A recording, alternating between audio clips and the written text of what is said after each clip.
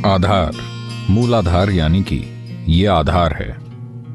हमें समझना चाहिए ये हमारे शारीरिक ढांचे की नींव है।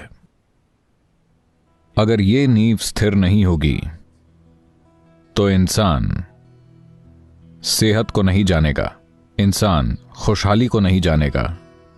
One will not know a certain level of sense of being stable and complete. इंसान स्थिर और संपूर्ण होने की उस भावना को नहीं जान पाएगा, क्योंकि अगर आप चाहते हैं कि कोई इंसान ऊंचाई तक पहुंचने की कोशिश करे, ये बहुत जरूरी गुण है। जिसके पैर कांपते हों, आप उसे सीढ़ी पर नहीं चढ़ा सकते। जिसके पैर मजबूत हों, आप सिर्फ उसी को चढ़ने के लिए कह सकते हैं और वो चढ़ने के लिए तैयार होगा, क्योंकि उसके पैरों में एक खास भरोसा है। भरोसा सिर्फ आपके मन में नहीं, भरोसा आपके शरीर में भी होता है। इस धरती पर कुशलता और योग्यता के साथ चलने फिरने के लिए ये भरोसा जरूरी है। अगर आपके पैर जरा भी डगमगाते हैं तो आप चलना नहीं चाहेंगे, आप सोना चाहेंगे। जब आप अपने पैरों में मजबूती महसूस करते हैं, सिर्फ तभी आप चलना चाहेंगे।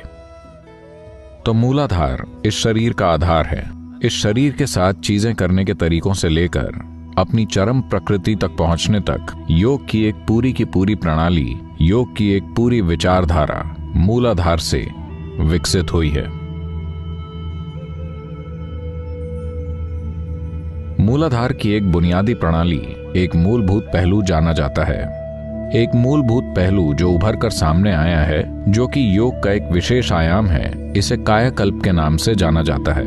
इसका मतलब है काया यानी शरीर, कल्प यानी या तो इसे स्थापित करना, इसमें स्थिरता लेकर आना, और इसका एक मतलब इसे आगे बढ़ाना भी है।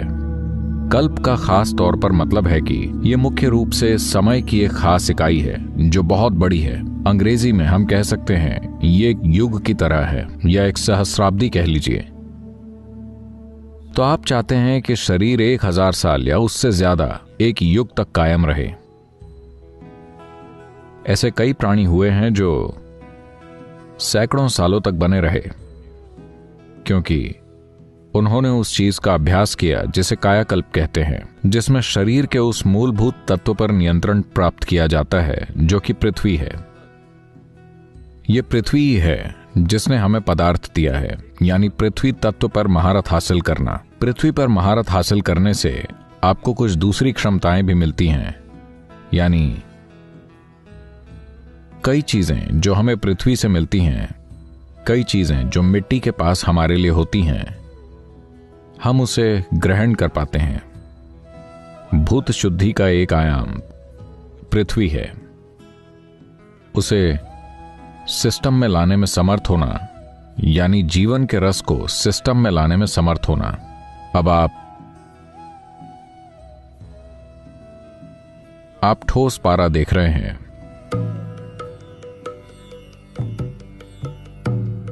यह कायाकल्प है।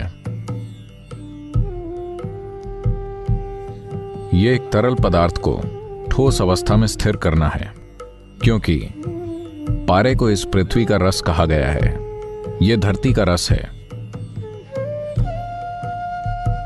अगर आप एक तरल को ठोस बना सकें जो अपने आप अपने स्वभाव से ठोस नहीं बन सकता, तो ये कायाकल्प है। इसका मतलब है कि इस शरीर के कई पहलू जो कुदरती तौर पर समय के साथ खराब हो जाते हैं, आप उन्हें इस तरह स्थिर करते हैं कि ये क्षय पूरी तरह बंद तो नहीं होता, लेकिन इस हद तक धीमा हो जाता है कि ऐसा लगता है कि आप आयुहीन और समय से परे हो गए हैं, कि आपके पास ऐसी काया है जो एक कल्प तक कायम रहेगी, यानी एक शरीर जो पूरे एक युग तक चलता रहेगा। इस तरह के कई प्राणी हुए हैं, लेकिन शरीर को एक चट्टान की तरह बनाने में इन चीजों में बहुत मेहनत लगती है। पहाड़ में चट्टानें होती हैं, हमारी समझ में वो हमेशा के लिए होती हैं, लेकिन भूविज्ञान से हम जानते हैं कि वो बनी थीं और नष्ट हो जाएंगी। क्योंकि उनका जीवन काल हमारी समझ में एक कल्प है, क्योंकि उनके जीवन काल और हमारे जीवन के अनुभव में एक कल्प है। अगर आपने देखा हो, जरा सी बारिश की महक, बारिश भी नहीं, सिर्फ बारिश की महक, कहीं कुछ बूंदें गिरती हैं, अचानक पंखों वाली ये चींटियां उड़ने लगती हैं। वो बस 1.5 या 2 घंटे रहती हैं और फिर मर जाती हैं। मुझे यकीन है कि उनके अनुभव में आप एक कल्प हैं। चाहे आप आधा जीवन भी जिएं, तब भी आप एक कल्प हैं। अगर आप 50 साल जीते हैं तो उन कीड़ों को लगेगा कि आप हमेशा के लिए हैं। तो कायाकल्प यानी कि अगर आप किसी चीज को देखें, मान लीजिए किसी चट्टान को, और आप समझें कि उसकी संरचना क्या है, चट्टान कैसे बनी है, क्या चीज उसे वैसी मजबूती देती है कि वो इतने समय तक चलेगी, जो उस अवधि से बहुत बहुत लंबा है जितना ये शरीर चलेगा, और आप इसे उस तरह बनाने की कोशिश करते हैं, या दूसरे शब्दों में, कुछ मायनों में आप एक चट्टान बन जाते हैं। तो ये विचारधाराएं मूलाधार पर आधारित साधना से विकसित हुई। मूलाधार आपके अस्तित्व के लिए बहुत महत्वपूर्ण है, लेकिन एक इंसान, सिर्फ एक इंसान जानता है कि दूसरा कोई भी जीव इसको लेकर जागरूक नहीं है। केवल इंसान जानता है कि सिर्फ अस्तित्व में बने रहना काफी नहीं है। किसी दूसरे जीव ने इसका एहसास नहीं किया है, चट्टानों को इसका एहसास नहीं है, उनमें से किसी ने भी अमीबा से लेकर हाथी तक इसका एहसास नहीं किया है, क्योंकि ये उनकी प्रकृति में नहीं है। वो सोचते हैं कि उनका अस्तित्व में होना ही काफी है।